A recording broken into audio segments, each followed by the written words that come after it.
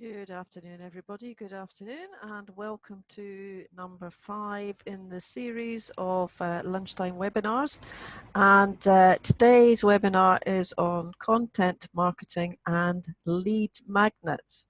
I'm Kat Cripps of Wildcat Solutions and the Business Success Society. So I look forward to welcoming everybody on the call, which we will start in a few minutes, just as soon as everybody joins in. So good afternoon and welcome to you all, especially those of you who are here live with me. And if you're watching on a replay later on, or watching the recording, I should say, then welcome to you as well. I hope you enjoy the session. So let's just get started now. So this is number 5 in the series. We started last Wednesday with use your customer data to find more sales. Last Thursday was getting clear on your ideal customer. Friday was email marketing. And then yesterday we had getting to grips with your processes. Today's, as you know, is content marketing and lead magnets.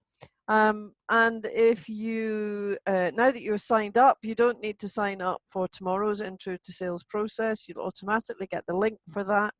And then at the end, I will send out an email with a link to all of these so that you can find them, watch them as many times as you like, and use them to help your business. On Thursday, I will be running the customer experience workshop that had been planned in literally for months before we started all this, and then I moved it online.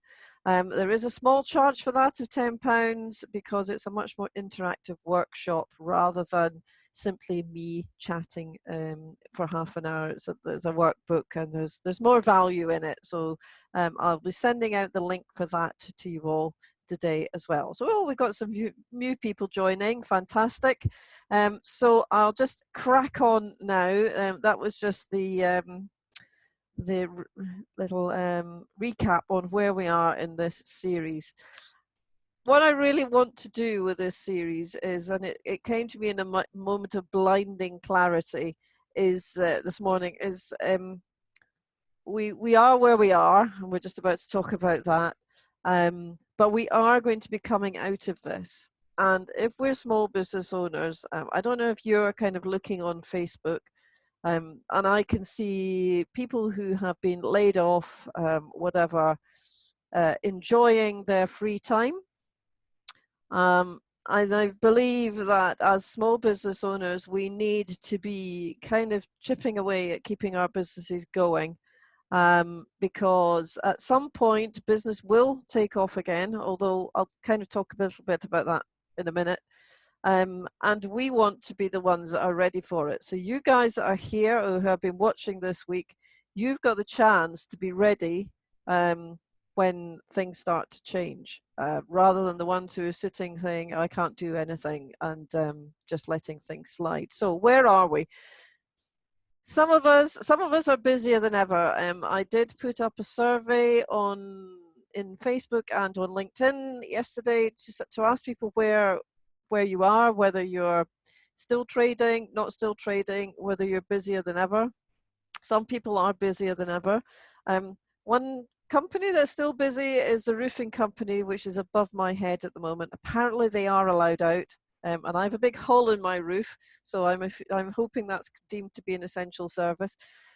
So if you do hear the odd strange noise, although that's why I've got the headset on today to try and minimize that, hopefully they won't be joining us in the room coming through the ceiling. So some businesses are busier than ever. IT businesses, accountants, a whole load of people are very busy. But most of us are probably either not able to work at all because we can't access our premises, or because our market has dried up overnight and we don't have one. So potentially we're going to need more customers, new customers, re-engaging lapsed customers. We might consider offering new products or services. Now that might be for now, to look at what you can do now to earn some money out of your business, and I'll come to side hustles in a second. Or we might consider taking this time to think about starting afresh with perhaps a new business or a new venture. But as I say, this coming out of the curve thing, we've got to recognize that this will pass, and we have to be ready for it to take off again. Recognizing that on day one, it's not going to suddenly all go back to the way it was. We'll have to build again. But I do passionately believe that this is where we need to be. We need to be ready to take off again. And it shouldn't be that far away, hopefully. Hopefully, if we're all behaving now, hopefully. I will just mention about side hustles, and I know a lot of people have a side hustle, whether it's selling a sort of health and wellness product on the side or whatever, or making jewelry or whatever it might be. And of course, absolutely, of course, if you've got an opportunity to make some money doing that whilst the rest of your business is quiet, that's absolutely fine. And I certainly wouldn't tell people they shouldn't be doing that, but don't neglect your main business. Don't neglect it. Do some work on it, do some marketing, do some reading, do some learning, do this, you're here, fantastic. That's a big step forward. Be doing something to keep your business, your main business that you want to grow and sustain, every day. And I was talking to somebody earlier who was saying that they're going to actually have a structured day and a structured week and do marketing and all that kind of thing, which is absolutely what we need to be doing. So if you've got something that can make some money, absolutely fantastic. Or even if you end up getting a part-time job, but don't just shelve your business and think you'll come back to it later, because I believe that could be a dangerous strategy. So that's my little homily over for the day. So if you've had a drop in sales, you might still be trading, but you have fewer orders, or your customer base might have dwindled away. You might also have a small list of lapsed customers as well. And this is what this session's all about, is how we can find people out there that we can engage as customers in the days, weeks and months to come. So if you've got new offerings, or you're starting afresh, or you've got this idea of getting ahead of the curve, then we do need to get the word out. We need to get the word out that we're doing something new or different, or whatever that might be, whether it is just an extension of what you've been doing, or we're starting completely afresh with a new venture. I did in one of the series, the first one, when I talked about using your customer data, think about different products that you can match to different customers, because you might have a customer from 5 years ago and you've got a new product since then. You might want to tell them about that new offering because they don't necessarily know that you have it, that you offer it. And the thing to think about now is, are you marketing for now, this week, trying to generate some sales right now, or for when the market improves? So again, think about your strategy, and you might do a little bit of both. You might be thinking, what can I do now to service my clients? What do they need right now that I can give them? But also be thinking slightly longer term in terms of what you can be doing to build the business back up in the weeks to come. As always, the first thing to do is to think about what need you're actually satisfying. So is there a current need or market for your offering? It might well be, and I've seen quite a lot of these discussions in the last few days. What will the new normal look like? Now, of course, we don't know, but you might want to take some guesses at that. So after this is all finished, and we do start again, and we go through a little bit of a sort of ramping up process where people still don't maybe have quite enough money. Once we get back to a new normal, what will that look like? Will there still be a market for what you do, or did, say 3 months ago? Or will actually the consumers or your B2B customers suddenly think, do you know what, I quite like doing it that way when we were in lockdown. I'll perhaps continue to buy that product and service because I think that's a better thing. And things like climate change and sustainability, because this is a gift to the planet. There's an absolute gift to the planet because we're not burning fuel at anything like the same rate. There are going to be people who say, do you know what, more people working from home is a good thing. online meetings are good, whatever. So try and think in terms of what you've been doing for all these years, and whether when we come back, people will want what it is you've been offering, or whether they'll want this new stuff. Interestingly, when I put this together yesterday, from then to today, I'm changing my thinking and reformatting my thinking on an hourly basis at the moment. And to an extent, although there's a structure to this presentation, to an extent, I feel as though sometimes I'm making it up as I go along, and I'm getting new insights and new inspirations.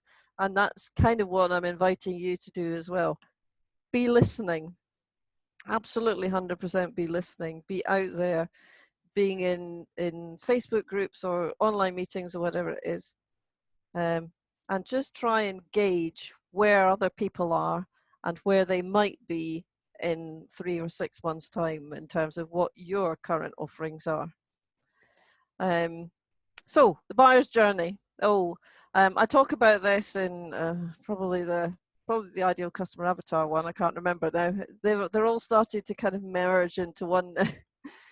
But the point about content marketing, content marketing, and which is all this thing about what is content marketing. It's this thing about you putting content out there, digital content out there for people to find, and whether they're B2B or B2C, they're out there looking for your stuff. They're out there looking for solutions to problems. They're browsing on their iPad when they're supposedly watching TV, or they used to sit on trains, so this has changed. They used to sit on the train in the morning and look on their phone and read stuff or listen to stuff on their a podcast or something like that. It'd be really interesting. I did see a survey on LinkedIn the other day, somebody saying, when do you listen to podcasts? Because a lot of people used to listen to them on the commute. When are they going to be listening to them now is going to be the question. So the buyer's journey, anyway, first of all, the buyer recognizes this is a B2B one, but equally it applies to B2C as well. The potential customer recognizes they have a need that needs to be resolved. Okay, so they need something. They have a problem. They have an issue. In happier times, I used to always talk about things like they'd be planning a holiday. Now they might still be planning holidays because they might be planning for next year. People are planning their weddings now for 2021. So there is still this idea of people sitting looking for stuff online. They might not need it right now, but they're still going to be looking for stuff. Once they start reading things, they start seeing different options that they might have. So this is what they call, first of all, they're aware, and then we go into what they call the consideration phase. So this came from HubSpot, but it's fairly standard kind of inbound marketing speak now. They go into this phase called the consideration phase, where they think, I've got these different options, and then ultimately they make a decision. So depending on all sorts of factors, so depending on what sort of industry you're in, that might be quite a short phase, or depending on people's urgency of need, that might be a short phase. That could be an hour.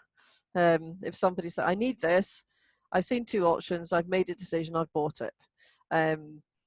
Equally, it could be, in some industries, it might still be months anyway, where people suddenly think, I've got a problem, but it takes them a long time to evaluate all the different options, and to finally make a decision, particularly if it's more of a corporate type environment we're in. My whole house is shaking at the moment.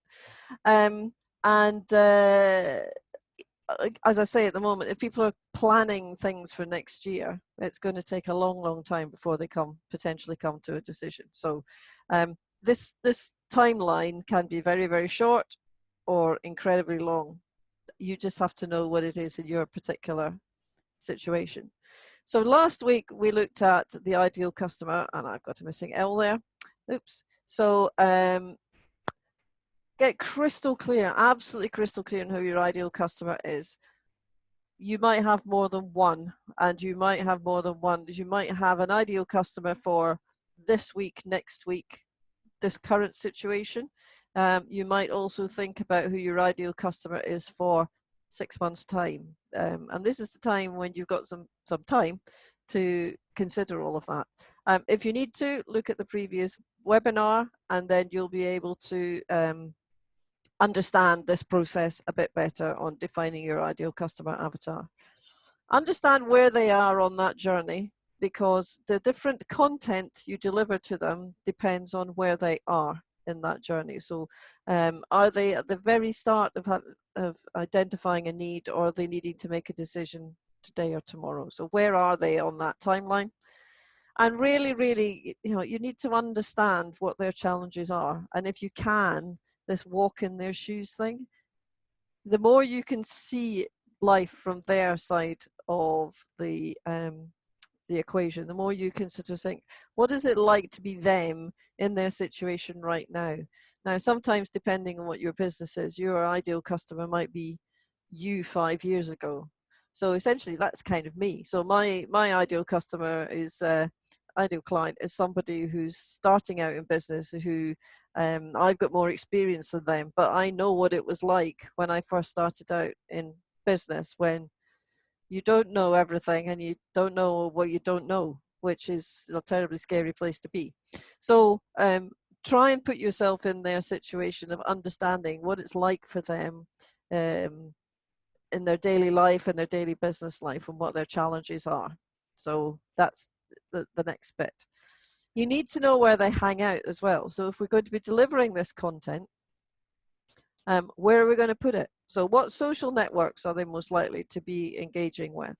And if you've done the ideal customer avatar stuff, so you'll know if it's a woman aged 25, where she's going to be, and if it's a man aged 55, where he's going to be. Is it going to be somewhere related to their industry? Are they going to be hanging out with people that do the same sort of things as they do, whether that's in their business life, so that around about their industry, or perhaps their hobbies and interests? So at the moment, I'm a member of all these walking groups in Facebook, and nobody could do any walking, or they do a solo walk where they don't talk to anybody. But they take nice pictures anyway. So where does your ideal customer hang out? Because that's where you need to be, and that's where you need your stuff to be, so that they can see it. And at this point, I would normally talk about face-to-face networking as well, but for obvious reasons, I have taken that part out of this presentation. If you go back and look at the last week's ones, it's still in there, I think. But thinking forward, because we are thinking forward as well, think about if you do start to do face-to-face networking, you need to be in front of your ideal customer wherever they are. But this is digital anyway, so it's less of an issue. And then what content, or what's the platform that you're going to use to actually get that out there? Is it a set of tweets that you schedule? Is it a blog? Is it your website? These are all places where your digital content can be disseminated, shared.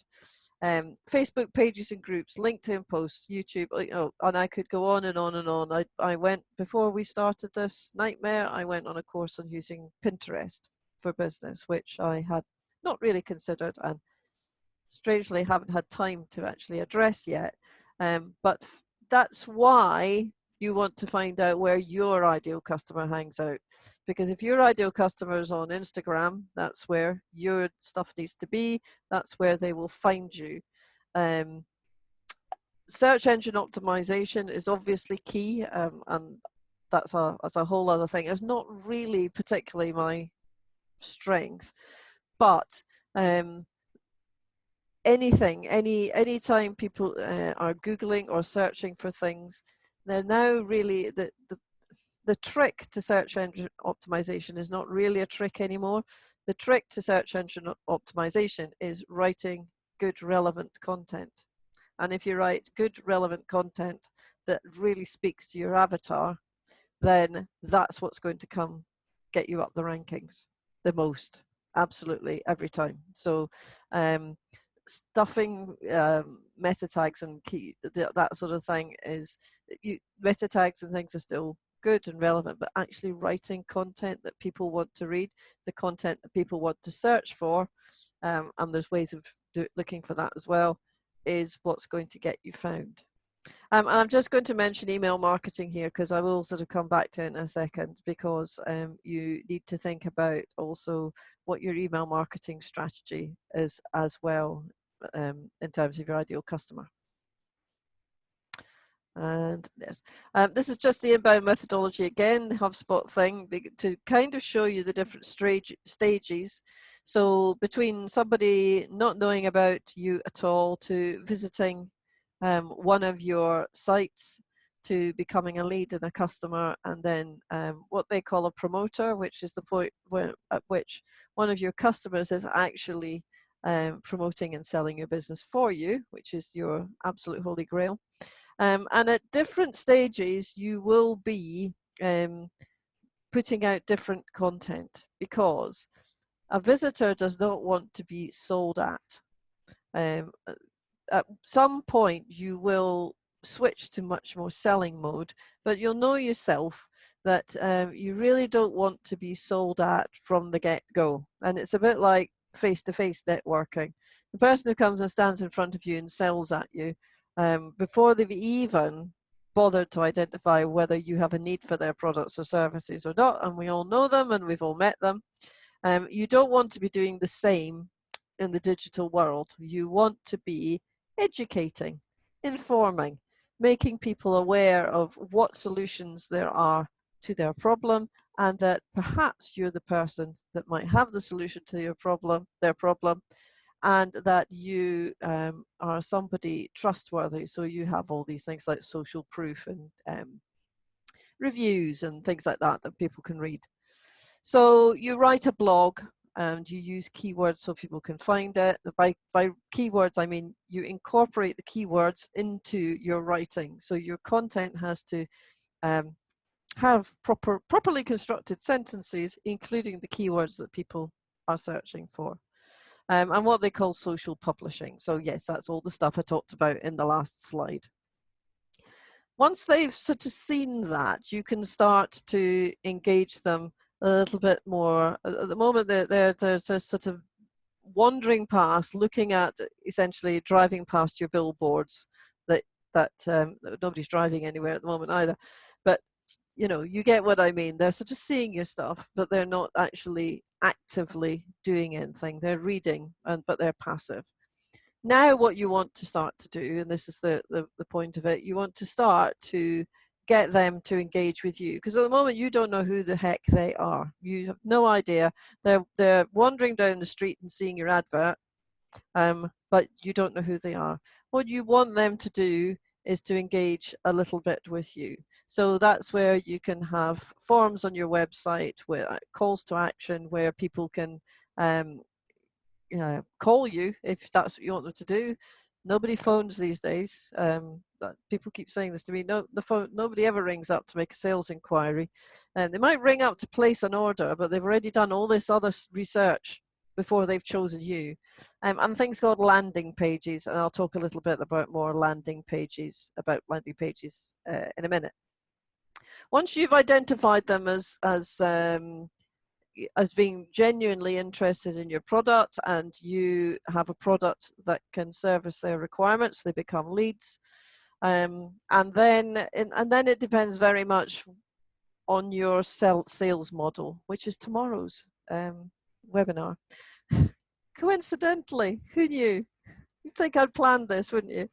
In terms of whether it's just a quick direct sale, or whether it's going to be something that has a sales process that takes time, where you would call them, I would then call them a prospect, where you're working very much with them and you are giving them much more information, delving much more deeply into their needs in order to give them the right solution.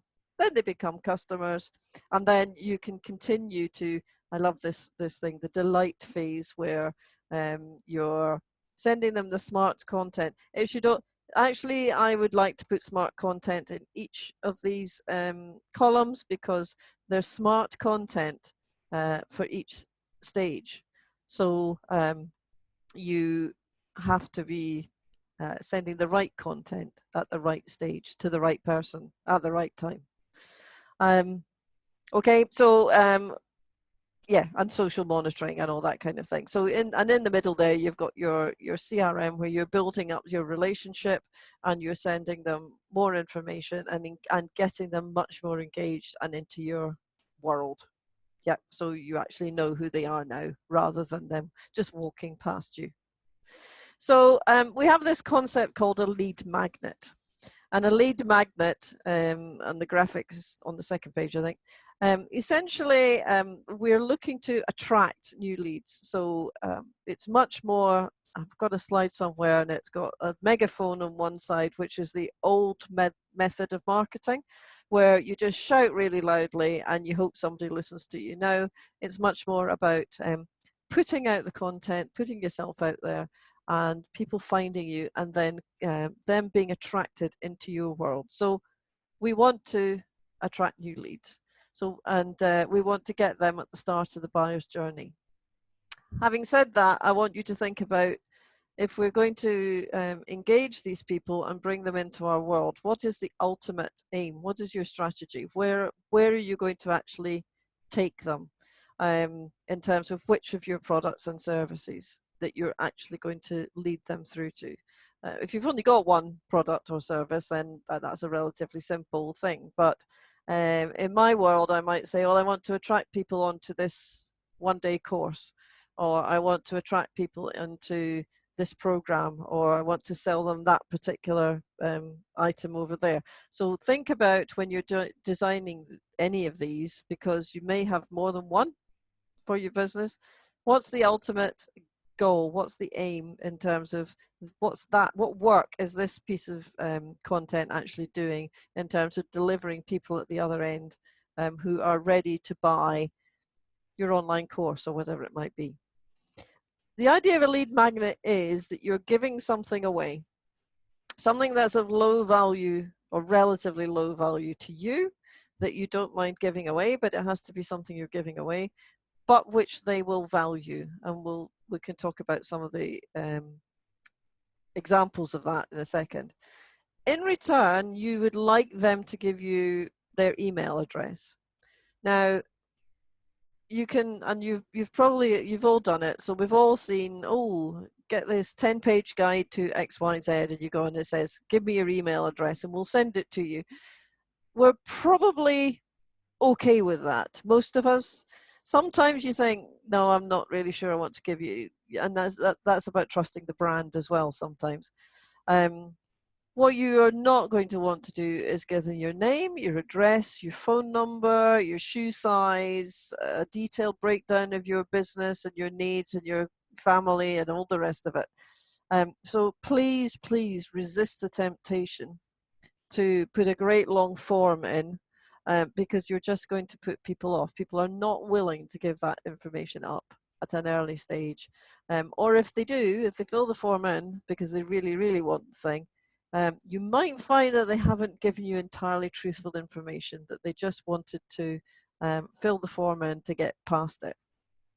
In second, and I have clients who've, when I say argued with me, as in we've had a discussion about it, and they have occasionally persuaded me that they have got clients who have in a particular industry with a particular need, who will quite happily give up more information. And if that's fine. If that's you, then go for it. But I'd say at this very early stage, where you're just trying to get them into your world, then actually just getting their email address is potentially enough, because you're going to give them more value next time round, and more value, and build that relationship. And if you're only giving away a small infographic or something, they're really not going to give away much more than that. So there's my graphic, should have been on the first one. So the giveaway, what is it? Lots of examples. So it might be an infographic. If you don't know how to do an infographic, then you need to go and get yourself on a Canva course, because you can easily produce infographics using Canva. something that tells somebody the 10 top tips in how to do something in your industry, or a short document, or an ebook, or a how-to video. How-to videos are absolutely brilliant. If you've got something that you can demonstrate, then by all means get people to sign up for that. Then what you do is you set up your landing page. Now, a landing page, it can also be called a squeeze page. You'll see it described as that somewhere. And that's, you'll know it when you see it. It's one of these things where you click through and there's a sort of funky graphic or something. It says, hey, great, just give us your email here and you'll get sent this, or you can then download that. You know exactly what it is.